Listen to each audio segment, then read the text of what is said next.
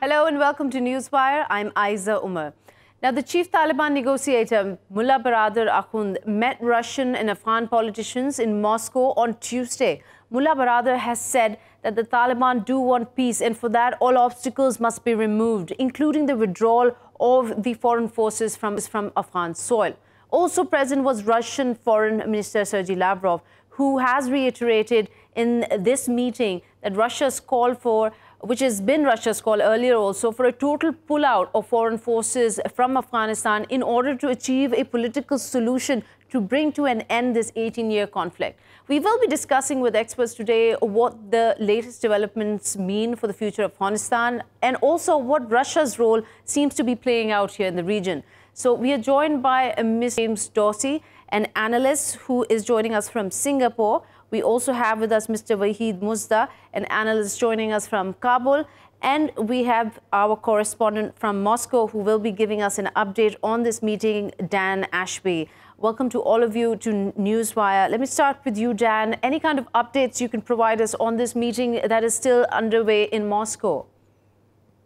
No major lines this morning, but of course we know the Taliban have arrived. They made that dramatic entrance into the hotel where they walked up the steps together. And as you say, made a statement saying that they wanted peace in Afghanistan. That is something that the Russian side reiterated, with Sergei Lavrov calling for the removal of troops from Afghanistan. But that is seen as significant in itself because you have a Taliban figurehead emerging, going on TV, calling for peace on international TV and here in Russia as well. But it has to be said that we know that there aren't any major members of the government here, neither the High Peace Council. So at the moment, it appears the Taliban are talking to high-ranking Afghan politicians, but no senior members of the government. But I think the Russians are hoping this is going to pave the way for bigger and more substantial talks between the Taliban and the Afghanistan government. You've mentioned that some senior Afghan members are there from the government, not from the government, but who could possibly be contesting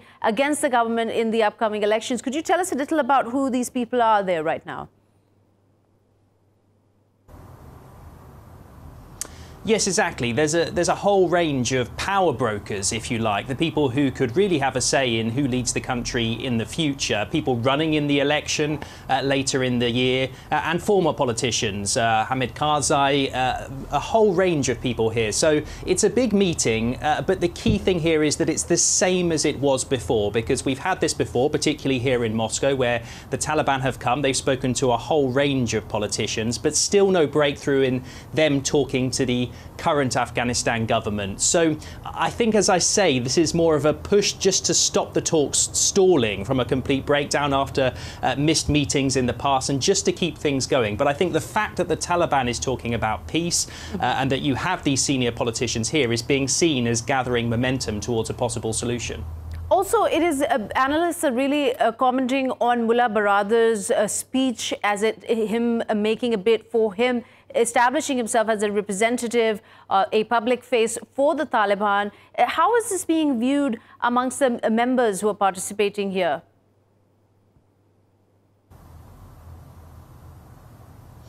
Well, I mean, it's seen as a hugely significant moment here in Russia because it's a Taliban person going on television talking about peace. And remember that for many Russians and for people who've been following these talks outside of Afghanistan, they've never seen the likes of that before. So this is when this story moves into a much bigger perspective. People have got a face they can put to this name they've heard so much about. And so that could be quite important in achieving peace because you need people, you need the faces to build the trust, to get these relations going, to find a solution. So the fact that he went on TV here in Russia was a pivotal moment, and I think the peace brokers, Russia if you like, will be very pleased about that.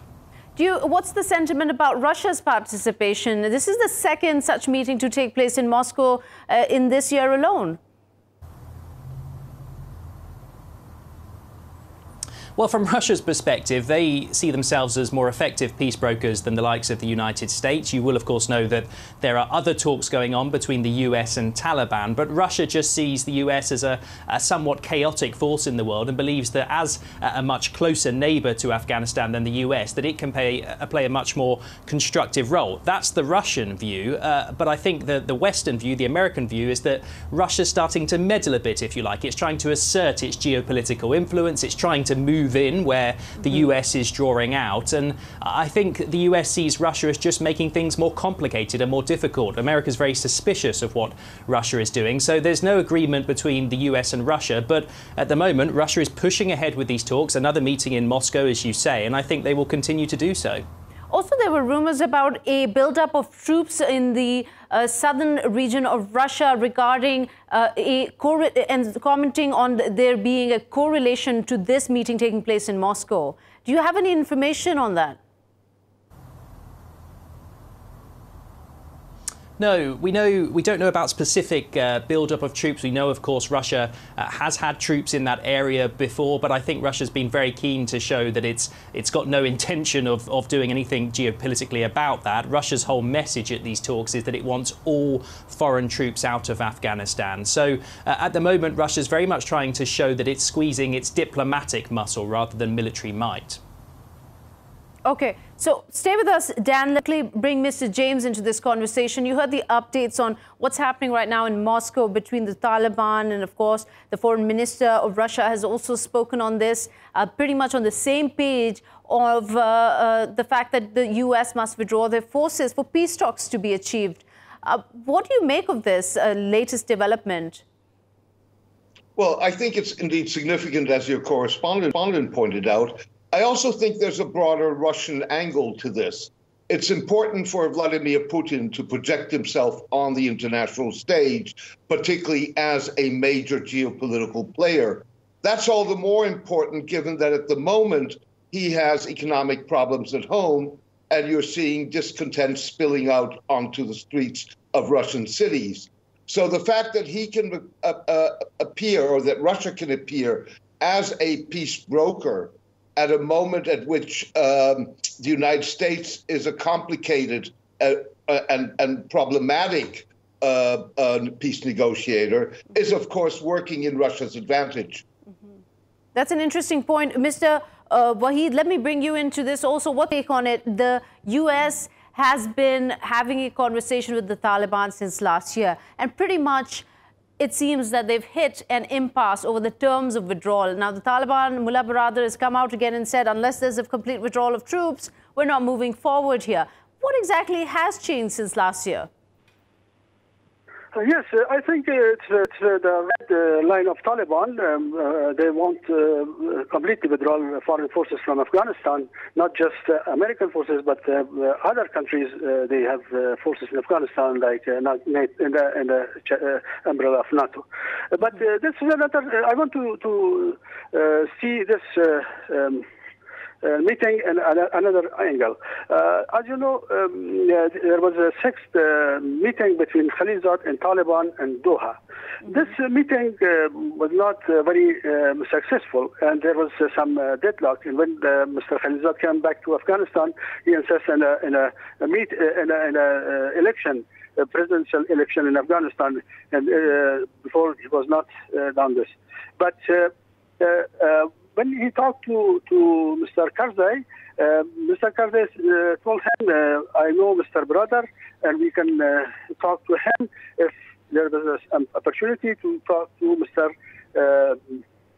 Mullah Baradar.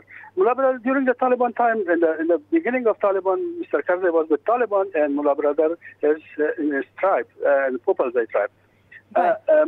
Mr. Karzai want to talk to Mullah Baradar and want to make another solution in this conflict, because in the sixth round of negotiation there were some problems, especially when talking and negotiation went to the details of something like the terrorism and withdrawal of foreign forces from Afghanistan, and Islamic Emirate of Afghanistan, or Islamic Tahrik of Taliban, or Islamic Party of Taliban. It was some problems, still it's not solved this kind of problems. Okay, right. Stay there, Mr. Waheed. Dan, very quickly, I know you're running out of time there, but just to get an idea, you attended this, you covered the event, you attended the meeting. Can you tell us if you got a sense of a sort of camaraderie, sort of improving between the Taliban and Russia, who seems to really be invested in the withdrawal, the troop withdrawal from Afghanistan? And this is the second meeting, as we talked about earlier. What could you tell us about the body language of those participating from Russia and Afghanistan there? Well, it certainly seems to be warm.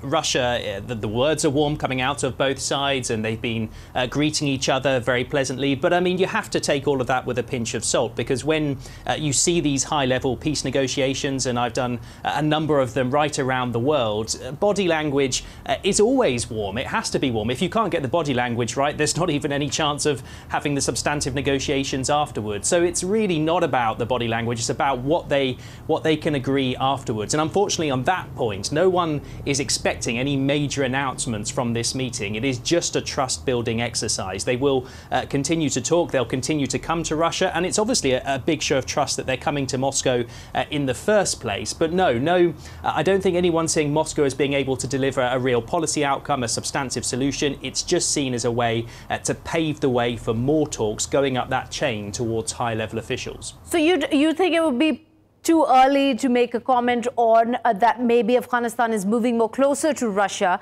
in terms of its future with the foreign troops, instead of sort of focusing on what its talks has been with the US?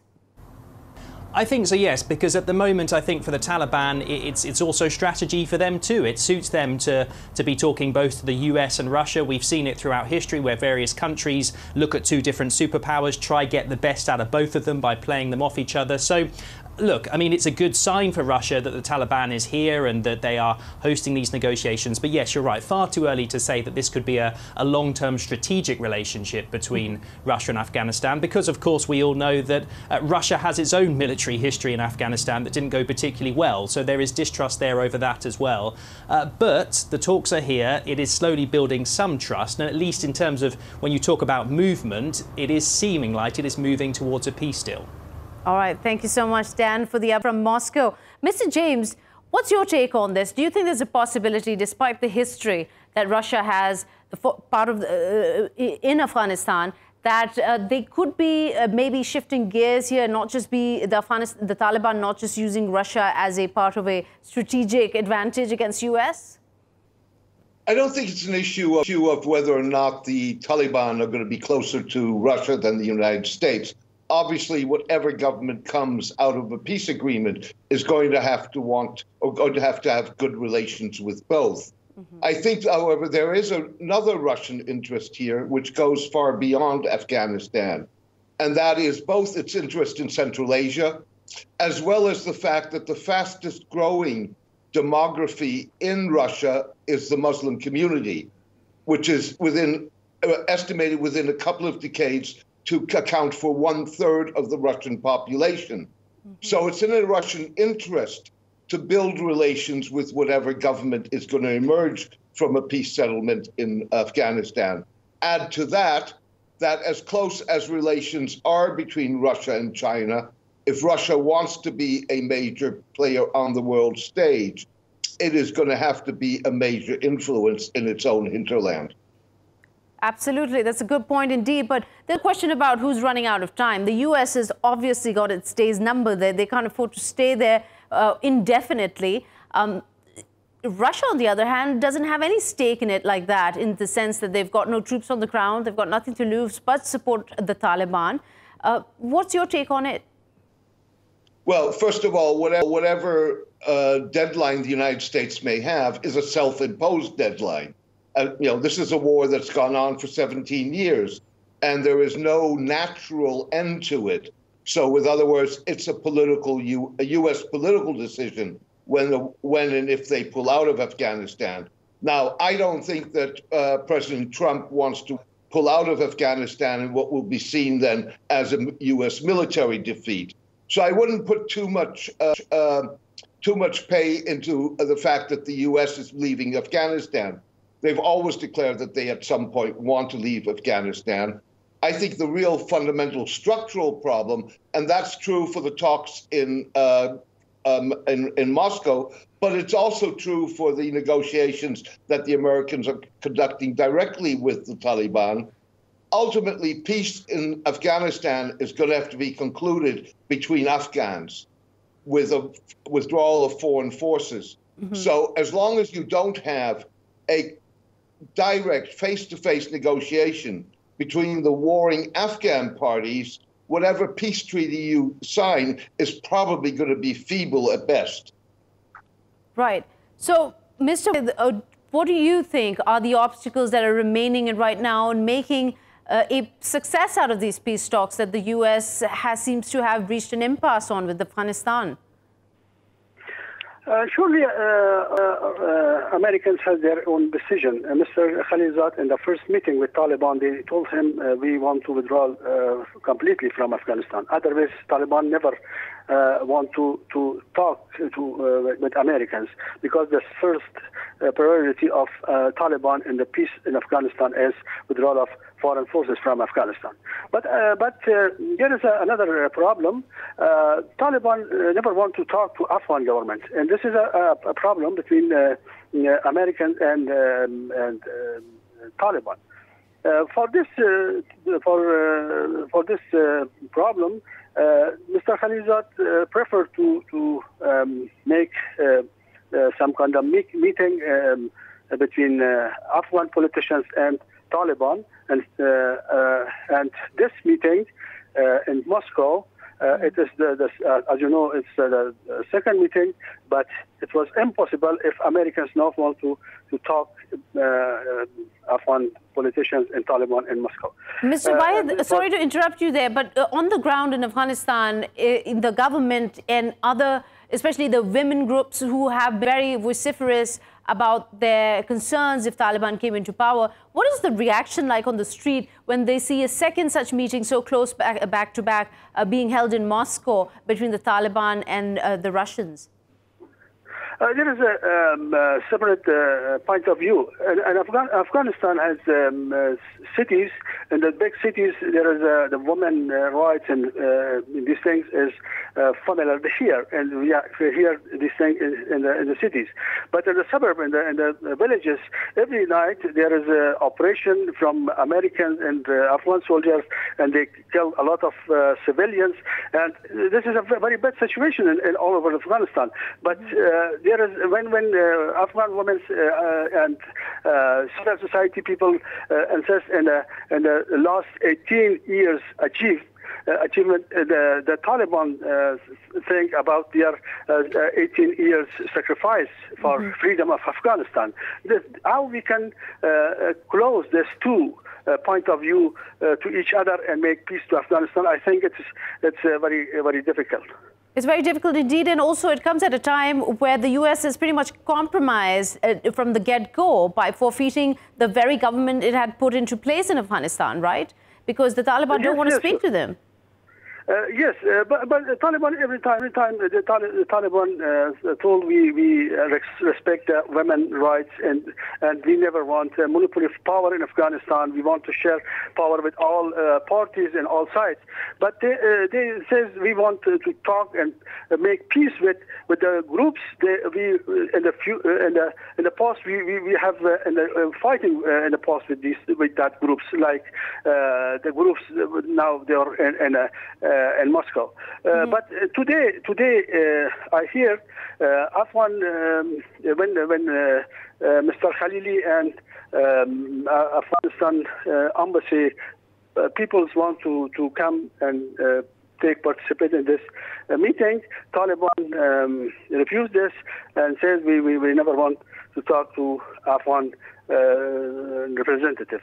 And this is another point of view of Taliban. They never want to talk to the people. They are from Afghan government side. Okay, so Mr. James, let me ask you this. What exactly, in your opinion, has changed, if anything at all, considering the Taliban is standing right where they did a year ago, where they said, unless or until there is U.S. troop withdrawal, we are not going to budge? I mean, do you see anything that has changed in the positive or the negative, considering there is a continuous fallout on the civilians there and on the Afghan forces there? I mean, just 40 people have been killed across Afghanistan on yesterday, during this meeting that started in Moscow. I mean, I don't think that anything has fundamentally changed. At the end of the day, the Taliban analysis is that the Afghan government is a puppet government. Therefore, they don't want to talk to them. They want to talk to the Americans, who they see as the real power in the land, opposed to them, in the belief, or at a time that the Americans have signaled that they want out. Obviously, President Trump does not have his heart in this war. And that if they can succeed in exploiting that, then they see the road to Kabul being open to them.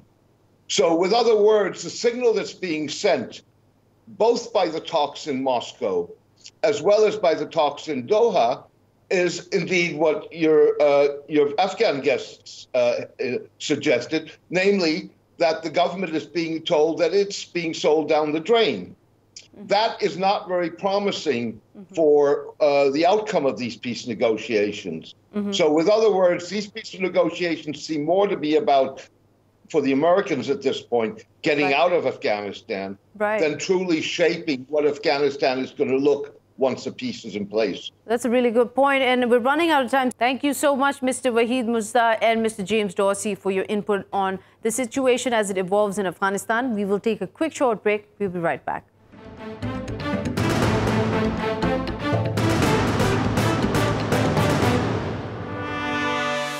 Welcome back to Newswire. Now we'll be moving on to what Turkey is up to. We've been talking about what the Taliban have been doing, balancing this relationship with Russia and the US. But now let's talk a little about Turkey. Turkey's military just launched an operation in northern Iraq's Hakkı region against the PKK terror group's bases there. Now, Ankara claims that the presence of PKK in the area has been a source of national security threat to Turkey, and considering the kind of attacks and the frequent attacks it sees in southeastern Turkey, it has a responsibility to protect its borders. So the offensive is being called Operation Claw, and it is aimed at neutralizing terrorists and destroying the caves and the shelters and the hideouts in this mountainous Iraqi region. Now, reportedly, it began on Monday with artillery shelling that continued throughout the day, and airstrikes that continued through Tuesday also, and commando operations.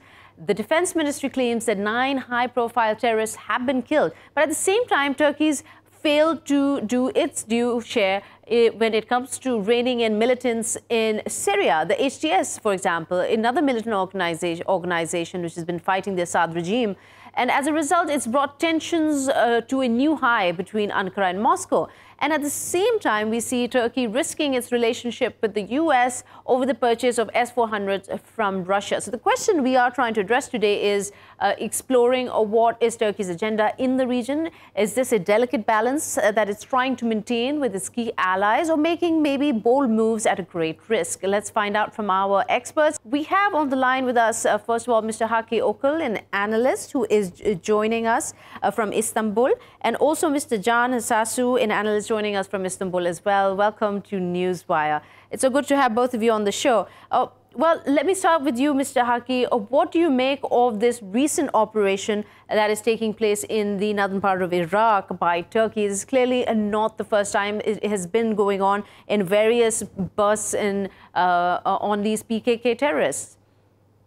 Ayza, you know, summer is usually the time period for the PKK terrorists to operate from Iraq into Turkey, and now Turkey is, I understand, is taking a better measure from their perspective so that they will move into their headquarters.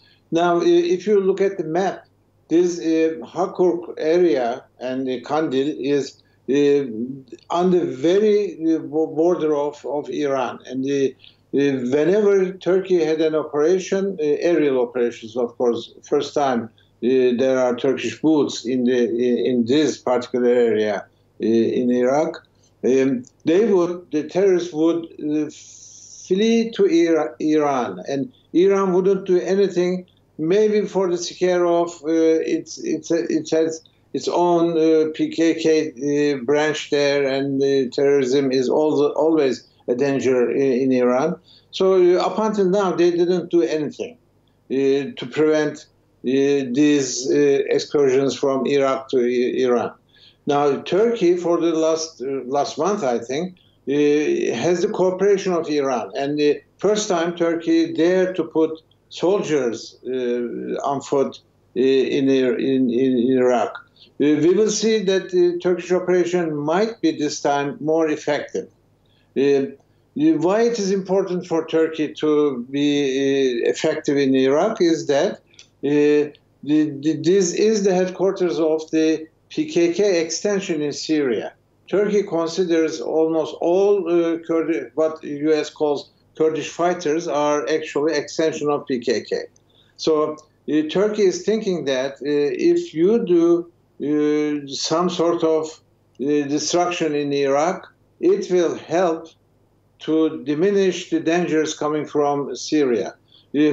Along the Turkish border in Syria, there is this what they call SDF and they realize America calls a Kurdish state, Kurdish autonomous state, or a region, or cantons, or whatever. But Turkey considers them a terror corridor, and Turkey wants them pushed down to south. And the U.S. is dragging its feet for a long time to do this operation, and I think Turkey is pushing U.S. hand now to do it. Right, and this has obviously been, like I mentioned before, in fact, fighting the PKK has been the bone of contention between the U.S. and Turkey. Mr. Can, do you feel that there will be, this time around, long-term effects of this operation, of this assault on the PKK in northern Iraq? Northern Iraq was the first cross-border hideout for the PKK militants, and they've been hiding to Mount Kandil specifically. Mount Kandil, to put it right on the map, is 90 kilometers south of the Turkish borders. It's right on the Iranian-Iraqi border. And the highest point of the mountain is the border, actually, between the two countries. So PKK is taking advantage of the clashes between the Iranian and Iraqi government to use this area for its forces, for its training, and as a back of the front line, a safe area, safe haven for its power inside Iraq. This area used to be controlled by the Iraqi rebel Kurdish forces, Peshmerga, in the past against Saddam. But after Peshmerga forces had their own government and started to establish their governor in the cities, they left these mountain areas. And PKK took advantage of these areas, and they settled in these areas right after the Kurdish regime started to establish its foundations in the cities. Now, these areas are out of the Iraqi forces' control, actually. Turkey long been complaining about this de facto situation to the Iraqi authorities, both in Baghdad and in Erbil. But they say we can't really fight these people in this really hard terrain. So by de facto, especially Kirkuk is the far east-north corner of Iraq, if you look at the map. This area is at the Iranian-Turkish-Iraqi triangle, and there is absolutely no Iraqi security forces presence in that area. And actually, the Kurdish regional government of Iraq ordered its citizens not to live in these areas. So it's not inhabited by the locals either. So this area has become a major headquarters for PKK fighters. They are bringing the weapons that they are, started to use in Syria through SDF and YPG into Iraq. And in the spring, when the weather conditions are better, they start to use these weapons against Turkish border controls and army positions. I'm sorry, I'm going to interrupt you there. I'm so sorry, I'm going to interrupt you there. We are now joined by Mr. Egemen Bagis, the former Minister of EU Affairs, joining us from Istanbul. Welcome to Newswire, Mr. Egemen. We're discussing here is Turkey's role in the region, especially in the latest development that we've seen it attack in the northern part of Iraq, trying to counter PKK terrorists and having neutralized 9 of them. What do you make of this claim that Turkey has continuously asked the Iraqi government to do something about it, but allegedly they haven't done much, so this is why these operations continue to take place? Well, yesterday, President of Turkey was hosting President of Iraq as the operation was going on, and they gave very positive messages in the throughout the day. So this is in total cooperation with the authorities in Baghdad and also in Erbil. Turkey had already announced that Turkey would take whatever she felt necessary to protect her national interest, and that's what Turkey is doing. Right. So, one of our guests, Mr. Jan, mentioned earlier about the region being very mountainous, a very hard-to-access region. Now, Turkey had previously warned the Kurdish regional government, as well as the Iraqi government, about these militants and these continuous attacks. But it seems that they don't have that kind of control over the region. Is that the case, or their hands are tied and they can't do much about the PKK's presence in the north? It's not an easy region, and we know that there are different power struggles within Iraq, within different regions and the central government. But one thing is for sure, Turkey has to protect her national interest and the well-being of her citizens. So we will do whatever it takes to ensure the prosperity of our citizens and the security of our borders. So wherever we see a threat that is endangering Turkey's well-being and the well-being of our citizens, we will take action. And that's what we are doing. This is nothing new. We have done this in the past. We're doing it now, and we will continue doing it in the future. Okay, so Mr. Egemen, what we're also trying to do today is Turkey's role in the region, especially in terms of its role in Syria. It was in the Sochi agreement agreed to de-escalate tensions and disarm the HTS fighters there. In fact, what we've seen in the past few days is not only are the HTS fighters stronger, but they're now backed by the Salvation Government members also. So what do you make of Turkey's role in Syria? Do you feel like the allegations that it is arming these militants against Russia and the Assad regime are true, or that there's an agenda behind this that you could help us understand? One thing has to be very clearly put. Turkey has no interest in any other country's land or resources or energy resources. Turkey just wants to protect her national security and her borders. And if those countries had done what needed to be done, what I mean is cleaning the area of threats and terrorists and violence groups, then Turkey would not have to conduct these operations. But we have to do what we need to do, and that's what we're doing. All right. Thank you so much, Mr. Egemen, there from Istanbul. Coming back to you, Mr. Hakkı, we're trying to expand a little more on Turkey's role in the region, especially in terms of how developments have taken place in Syria, in terms of the Russian-backed Assad regime expanding its military operations in Idlib. Do you feel like Turkey has failed to follow up on its side of the Sochi agreement, or that there is an agenda here? Oh, no, there's no any other agenda for Turkey other than what is said about the Astana and Sochi processes. And however, what is happening in Syria right now is not about Syria. It is about Iran-Israel relationship. United States is there to act to protect Israel. That is what they say. Other than that, they had nothing. They didn't do anything for a long time when this killer Bashar Assad bombed his own people and killed hundreds of thousands of people, and millions of his citizens had to flee to Jordan, Turkey, Lebanon, wherever they could go. And United States and Russia didn't do anything.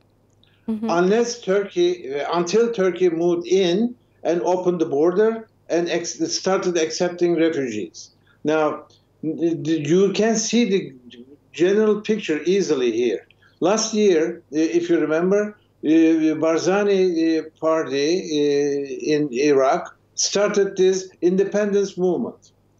They are perfectly good partners in the new Iraq constitution, but they all of a sudden wanted to get out of it.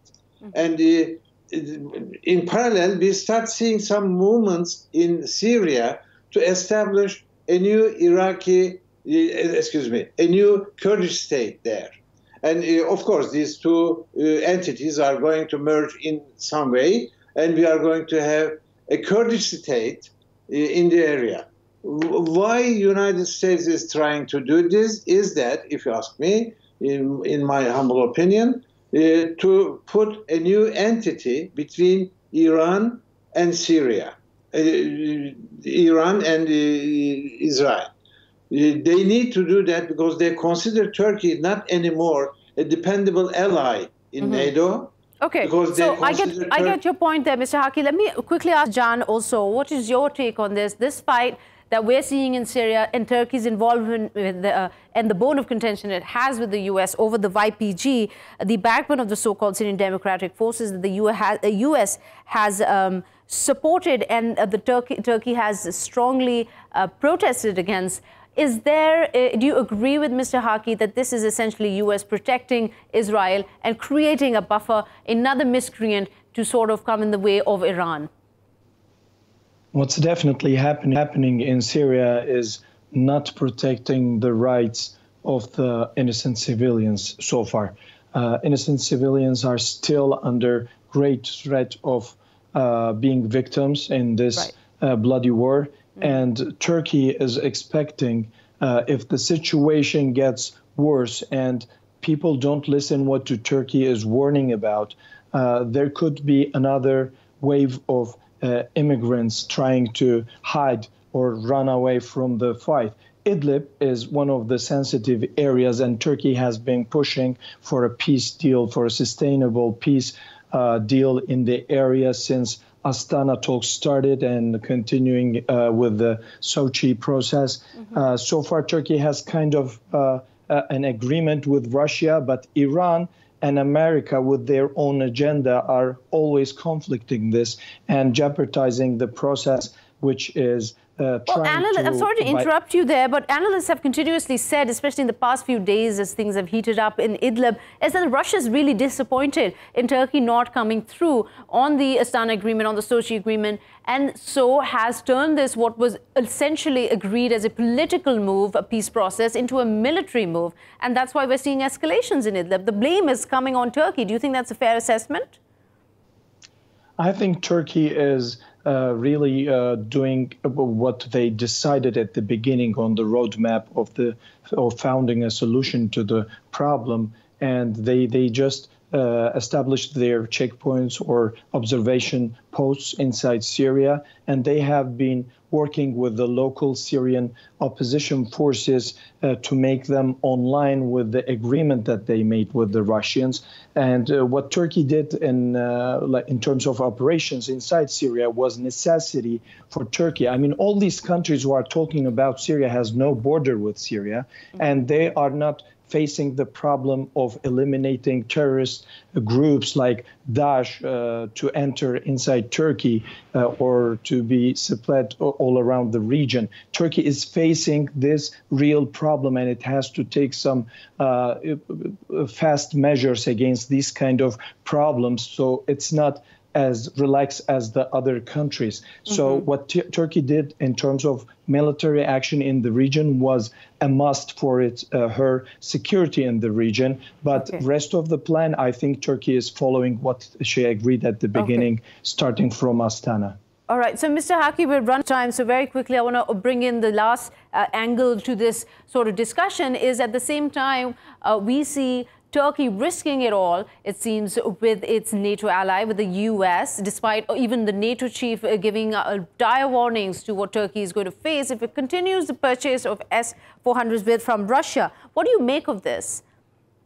First of all, it is a matter of money for NATO because all those technical arguments against Turkey is deploying S-400s is false. I mean, hey, even a layman like myself can find easily documents, information, and other sources to falsify what they say about this. If Turkey deploys them, Turkey has to feed friend or foe information into them. So F-35s and other NATO weapons will be fed into the system as both friend and foe, and Russia will have it. Why should Russia have it? Why Turkey is buying these systems is not just for the defense mechanism. It is not only for air defense thing. Turkey is going to learn the technology from Russian manufacturers. They accepted that. So all the software, all the hardware will be in Turkish control. Right. It is a matter of money. Why are you not buying our Patriots? Because you didn't sell them to Turkey. If you do, Turkey will be gladly add them to their arsenal. It can be arranged easily. But this F-35 is again and again is about Turkey's positioning itself as a regional force that you have to deal with.